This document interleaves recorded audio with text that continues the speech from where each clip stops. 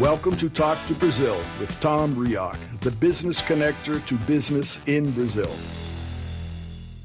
Welcome to Talk to Brazil, the business connection, the world's first English language internet radio program about business in Brazil since 2009. I'm Tom Reaoch, an American living in Brazil for many years and known as the King of Networking, and talking from my podcast studio in Campinas, São Paulo, Brazil. Today's guest is Jayme Callado Neto, and he's talking with us from Rio de Janeiro in Brazil. Jayme Callado is an international analyst, negotiator, strategist, salesperson, entrepreneur, and researcher. Jayme is Brazilian, but lived in China and other parts of the world, also studied at the North China University of Technology, and has an undergraduate degree in international relations and affairs from the University Estacio de Sá in Rio de Janeiro. Jayme and I met in March on LinkedIn, and we've been following each other's posts ever since. So with that, hello, Jayme, and welcome to Talk to Brazil. Hello, Tom. Thank you for this amazing opportunity. Let's start. Yeah, Jayme, one of the things, and this is one of the things of following people on posts and throughout LinkedIn, you get a feeling that you know somebody, and today's the pleasure to be able to talk actually to you. But what I'd like to start, you've been out in the world, you've been to different countries. What did you learn about Brazil when you were out of the country? Wow, that's an interesting question. I learned a lot of things. Okay, but the main thing that I learned is that every place around the world has its own problems. So Brazil is an amazing country, has amazing people. And my first trip, for example, was in 2011. I went to the United States in Northern California, in Lake Tahoe. In there, I learned that Brazil has problems, yes, but even the largest economy in the world has problems. So the problem of Brazil is not so problematic that I thought. Mm-hmm. So that was interesting and an incredible experience. In 2013, I went to Spain for complementary studies in international affairs. I studied economics, politics, and public international law in Burgos University in Spain. So there, in Spain was really amazing. I learned that we are capable. You know, in Brazil, people used to say that, complaining all the time, and our education system is crazy, is the worst ever, but it's not. So I went there. I went to Spain, and I was one of the best students at the university, and I realized that we are capable. We are capable people, and we can thrive, for sure. In 2014, I had an incredible experience in Switzerland because I went there for visiting and studying humanitarian law at International Red Cross headquarters in Switzerland. And learn a little bit about the agencies, the United Nations agencies there. So it was really, really amazing because I learned that Brazilians must have attitude. So I was in Geneva, one room in the United Nations, and someone was talking about Brazil and laughing. And one of the Brazilians were there was confirming that laughing. And I said, Brazil, we feed the world. You know, we feed the world. Right. So we must respect my soil. You know, because probably I asked him, what did you eat today? And they said, I ate milk, cheese, and meat. Probably one of the meats that you ate today came from Brazil. So respect my soil.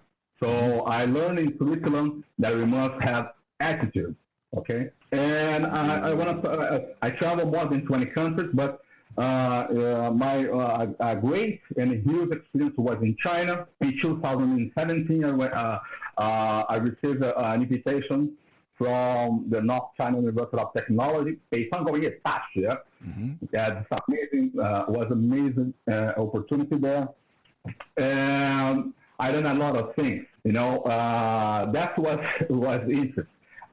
China is a huge country. It has such an amazing people, and many Central Asian students and other Asian students, Southeast Asian students, came to China for studying abroad. So my first day in Chinese university, a Japanese guy laughed at my face and said, "Oh, I heard that Brazil has lazy people. So Brazil has a lot of lazy people." And he laughed on me. Okay. In the end of the semester, I was the best student of the language. And I was invited to for the opening ceremony of the semester, and received a prize of this. So I look at him and I crossed him like a laser, and he said, "Now, respect my country. This is Brazil. People who have problems. Yes, of course, we have many problems, but of course." We can offer many opportunities, and you come to Brazil, you must have guts. So now respect my country because we can thrive for sure. Mm-hmm. Well, those are all good points, and what you bring up from your vast international experience, there's a different view from everywhere. And obviously a different understanding about Brazil from each one of these places. And sometimes you can only see that when you go out and you're there. Yes, of course. What I've seen in all of my time in Brazil, I think one of the advantages that Brazil does have, that Brazil interacts with the whole world. There's a lot of interaction, a lot of investment, a lot of cultural exchanges with Europe, with the United States, North America, Canada specifically, Mexico, throughout Latin America, that's obvious. And now even more throughout Asia. Talked about China, but Japan, the largest Japanese population outside of Japan is in Brazil. Korean influence is very strong here, a lot of investment. So Brazilians, when they look to the world, they see each of the pieces of the world. And there are companies from each of those areas that are here, and they help multiply. Understanding. The other side of that coin is also true. If you go to Korea, or if you go to China, or if you go to Switzerland, like you said, in Switzerland, I'm sure people who work for a company that has an establishment or who has interest in Brazil may know something about Brazil, may know the food came or the meat that they ate came from Brazil. But most people don't know that. And I'm sure most Koreans may not know how many Korean cars are manufactured here.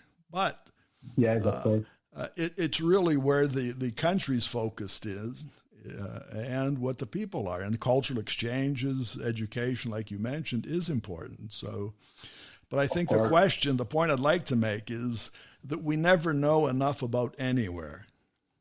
Of course. And what we think, and we sometimes think, and I see that in Brazil, that Brazil is the headline of all of the major newspapers or news shows in the world. It isn't.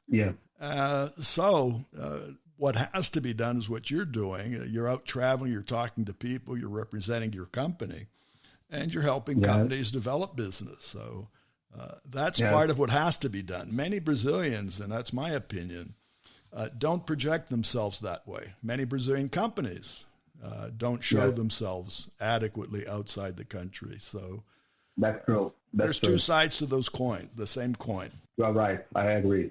Yes. Now, the second part, what I'd like, and back to Brazil, because I think, and many of the podcasts here have shown, and persons here, that there is huge opportunity in Brazil for business.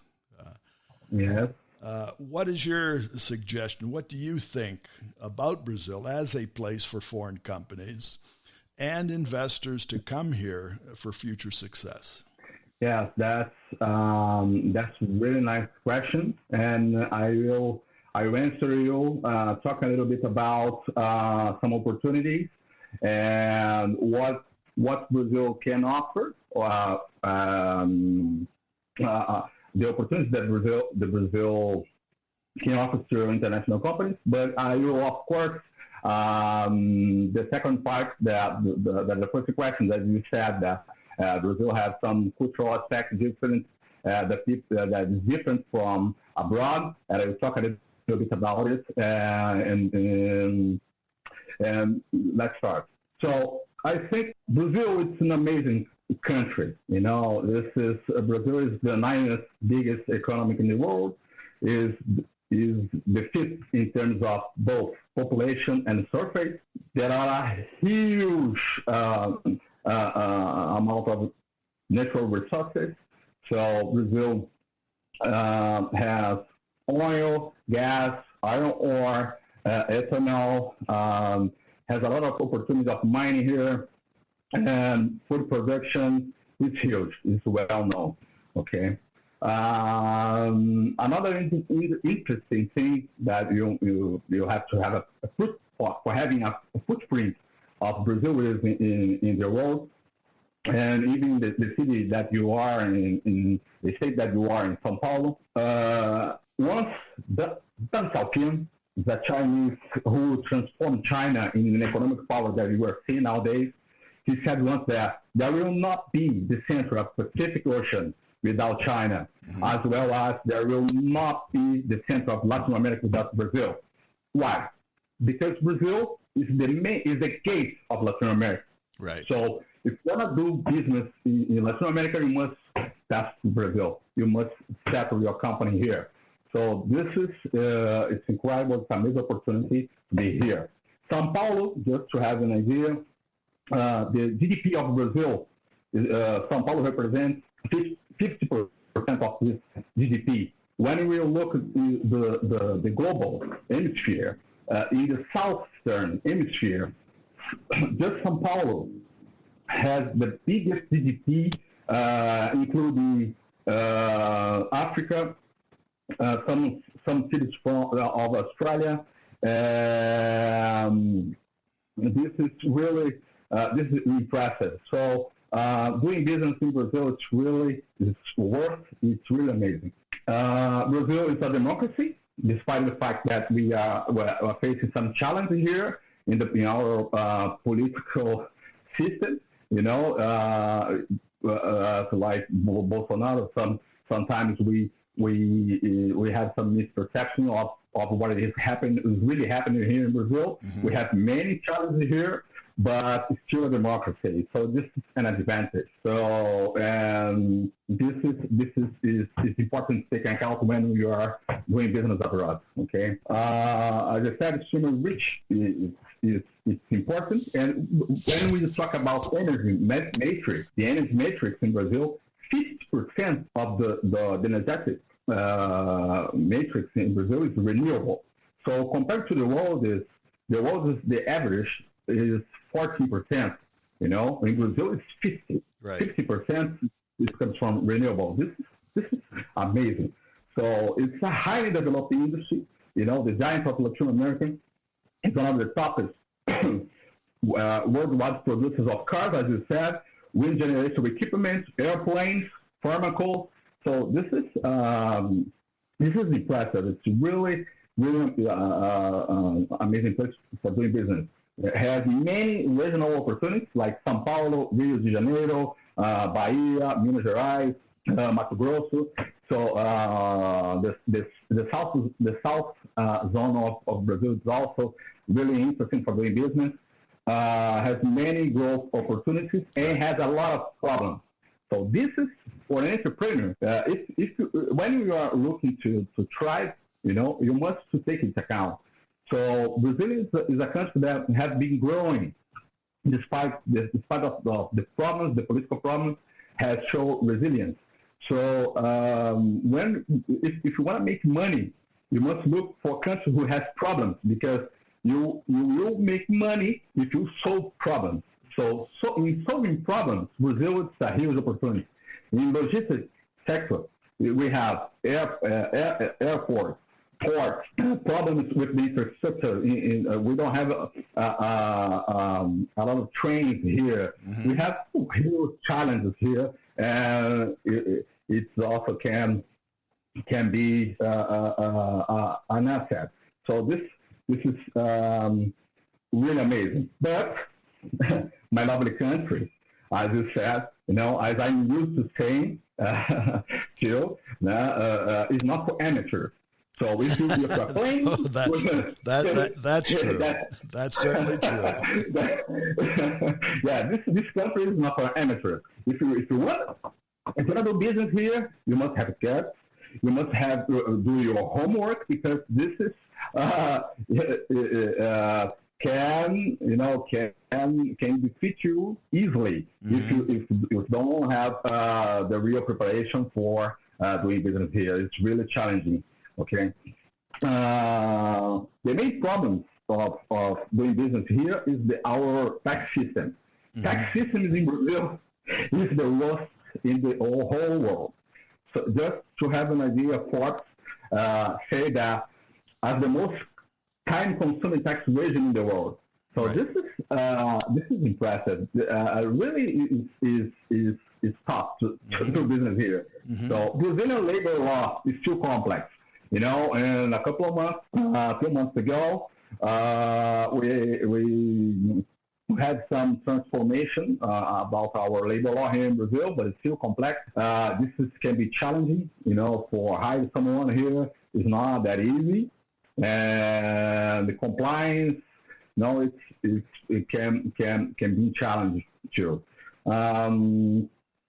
Just to be fair, Jayme, I think we have to say there's no place in the world that doesn't have problems. And yes, I don't know anywhere in the world that isn't challenging, one way or the other. Of course. But I do want to get to the point that you made, which is important, that problems for companies and for companies that solve those problems, that's the way to success. And it's not for amateurs. I agree with you. So those and here in Brazil, we have many, many cases of success from companies who have learned to do business here. Yes, of course. Yes. I will share with you my experience here. For example, the first thing that if you are an investor, and you are looking to the business in Brazil for those opportunities that I mentioned, you have to have in mind, to bear in mind that São Paulo market, it's one thing. Rio de Janeiro market is a totally different thing. Each region in Brazil is different from each other. So, for example, why I succeed in my business for 10 years in doing business here in Brazil? Because I solved a problem. Mm-hmm. So, for example, I spent my almost my whole career in food service business here in Brazil. Mm-hmm. I work in Pitpac, that's a huge company here in Brazil, and exports for many countries, pork and chicken. Right. And I spend sometimes in other food companies, but we have a problem in Rio, a specific problem that here in Rio, that when you go to a restaurant, they look big. It's amazing, a lot of tables, but they don't have a warehouse, a huge warehouse, right, or an office space. So this can be challenged. So I found this an incredible opportunity, because the fulfillment issue for companies like GBS, even Murphy, BRF, in that time that I started, they delayed for 3 days. The clients asked 2 days. They will receive products 3 days after. Mm-hmm. So I found this an incredible opportunity. So I sold an idea for a company that's well known in Rio de Janeiro market, that is Virginia Meirelles. I sold this idea that Okay, like imagine in a basketball match, if you are not tall, you must be faster. So what I realized that if you can adapt our logistics to the market, we even have a price higher, like 20% or even sometimes 30%, we can try because we will solve the problems. Right. Warren Buffett said once that price is what you pay, value is what you get. Right. So I totally agree with that. So what I realized, so I structured my company like people used to call 10 in the morning to us. In the end of the day, the product was there in the restaurant. So that was our main key. That was the key of our success. Excellence in logistics and services and customer services. This was the main issue. Is the key of our success here. So if you are for example, this is a problem that we have here in Rio de Janeiro. But if you go to São Paulo, it's another thing. They have space. It's a huge state and it has a lot of cities. So it's totally different the market of São Paulo from the Rio de Janeiro. So if you want to plan in do business here in Brazil, you have to take it account. Okay. I want to get back to that point, Jayme, and again for persons listening outside of Brazil. The point you're making is true. Brazil is not one thing. It's one country, but it's made up of so many different regions, even though the advantage is that the country speaks one language, which is Portuguese, and that's good. General customs and ways of doing business are similar throughout the country, but the regional influences are very strong. So what you mentioned about Rio or São Paulo could also be said about the southern part of Porto Alegre, Rio Grande do Sul, Paraná, another state, or the northeastern part, Pernambuco, Ceará and Fortaleza, even Manaus. A company wanting to come really has to look very closely to the region to try to take advantage of all of the opportunities in the country. That's a very big challenge. But if you focus locally on one piece of the pie, as I say, you can be very successful. And taking into consideration, that's the learning process, understanding what the regional differences are. And they can be considerable, but once you understand them, success can be very high. Yes, of course, a lot. And continuing what we were saying, that I think that the important thing that the companies must take account is that you must invest here in Brazil through an M&A, a mergers and acquisitions. Right. Because when you do partnership with a local company, this can improve your chances really high, skyrocket sometimes, because they have experience here. So when you are investing, you can do organically or you can do through M&As. I think that the best way to invest in Brazil is through M&As. It can save a lot of time and money for sure. No, and I agree. In recent podcasts I've made, that's been a recurring theme, that Brazil is ripe. Looking at the world challenges brought on by the virus, and companies looking for investment, that's the point to do. And many Brazilian companies today need foreign investment, need a foreign culture, actually to grow, because that's the other side. Many Brazilian companies can't grow or haven't been able to grow for the lack of capital. So I think that the time is very ripe. for the M&A, as you mentioned. Even this is for the Brazilians listening. Reach out to foreign companies, expose yourself to foreign companies, because there are companies interested in investing. Yes. That's really really interesting, because, for example, this might in my point of view, I never realized that. So as I broke in 2018, I realized that, if I had someone who could teach me that time, of course,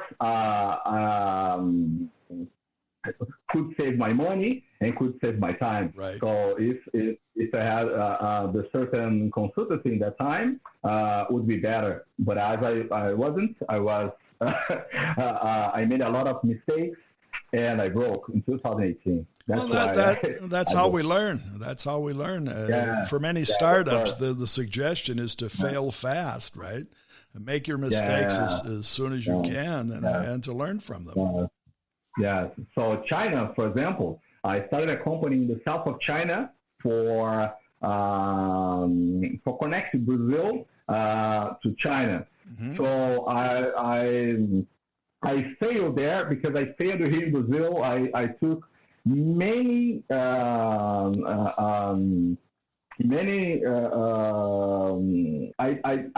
I dealt with wrongly. I took a lot of bad decisions and in a short period of time. Mm-hmm.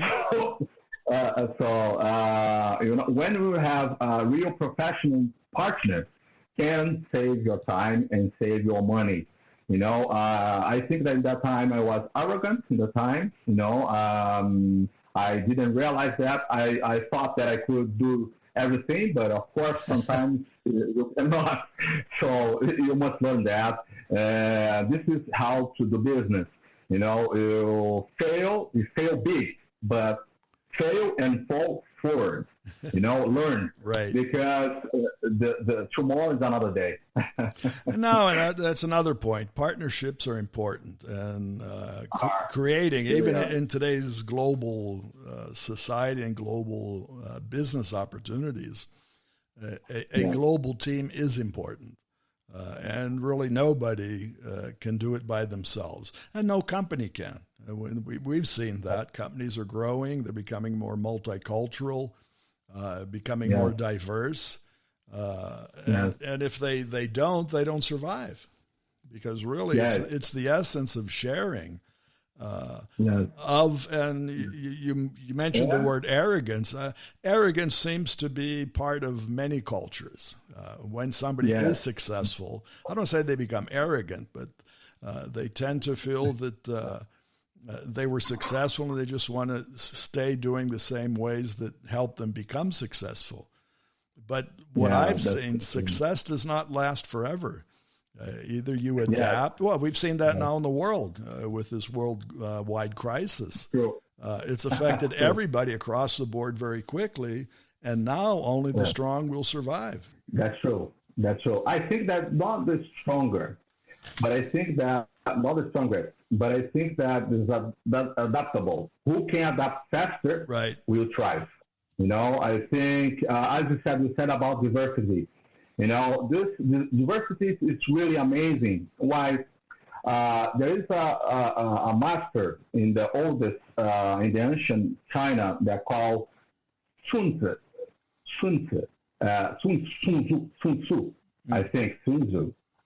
This is translation in English. Sun Tzu said, there are no more than 5 musical notes, natural musical notes. But all of them together, if you put them together, they combined can produce an infinity of symphonies. So that's diversity for me. When you have different people, different backgrounds, they can work together and build this world. So I truly believe that. I have been traveling all over the world. I did business and study and helping people in more than 20 countries. And I really believe that, as a human. You believe that. You believe that, and you live that. So, yeah. Jayme, I want to thank you. We're coming to the end of our time today, but I want to take your last words, and they are very important about diversity and about capability and about adaptability. Thank you. And the world is every day becoming smaller, and I commend you on your continued traveling, your continued interest in trying to make the world a better place. So thank you again for being part of our program, okay? My pleasure. It's my pleasure. Thank you. Thank you so much. And success in the future for you, Jayme. Thank you. And I want to thank everybody and thank our listeners. You can find more about Jayme Callado Neto on LinkedIn, and his name is Jayme Callado Neto. And I'd like to thank you, our audience, and our sponsor, Focus MI Market Intelligence. Focus MI specializes in market research for the Brazilian agricultural market. More about them on their site, which is focusmi.com.